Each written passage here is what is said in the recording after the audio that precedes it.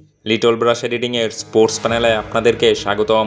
রুদ্ধশ্বাস রোমাঞ্চের পর বিশ্বকাপের মূল পর্বে বাংলাদেশ পাকিস্তানের কাছে হারের পর বিশ্বকাপের মূল পর্বে খেলা অনিশ্চিত হয়ে যায় বাংলাদেশের।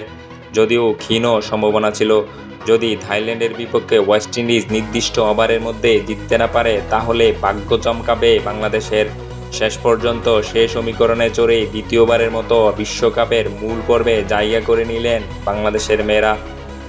বাংলাদেশের চেয়ে রান রেটে পিছিয়ে থাকায় থাইল্যান্ডকে শুধু হারালেই চলতো না ক্যারিবিয়ানদের, সে কাজটি সারতে হতো নির্দিষ্ট ওভারের মধ্যে।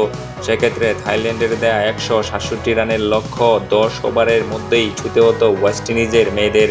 কিন্তু সে লক্ষ্য পৌঁছাতে ওয়েস্ট ইন্ডিজ 5 বল বেশি খরচ করেছে, আর তাতেই অল্পের জন্য বিশ্বকাপের মূল পর্বের খেলার সুযোগ হাতছাড়া হয়েছে ক্যারিবিয়ানদের। আর কপাল খুলেছে বাংলাদেশের। পাকিস্তানের কাছে বাছাই পর্বের শেষ ম্যাচে হারের পর 5 ম্যাচে 6 পয়েন্ট পাওয়া বাংলাদেশের রান রেট দাঁড়ায় 0.639। অন্যদিকে থাইল্যান্ডের বিপক্ষে মাঠে নামার আগে 4 ম্যাচে 4 পয়েন্ট পাওয়া ওয়েস্ট ইন্ডিজের রান ছিল -0.283। থাইল্যান্ডের দেয়া লক্ষ্য 235 বল হাতে রেখে ছুঁয়ে ফেলায় তাদের পয়েন্ট বাংলাদেশের সমান 6 হলেও রান রেটে তারা পিছিয়ে থাকে।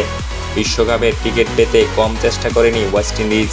সেই সাথে বাংলাদেশ নারী ক্রিকেট দল ভারত বিশ্বকাপে জায়গা করে নিল। বাংলাদেশের নারী ক্রিকেট দলকে অভিনন্দন। পাশাপাশি বাংলাদেশ নারী দল বিশ্বকাপে কেমন সাফল্য পাবে বলে মনে হয় আপনার, অবশ্যই কমেন্টে জানাবেন।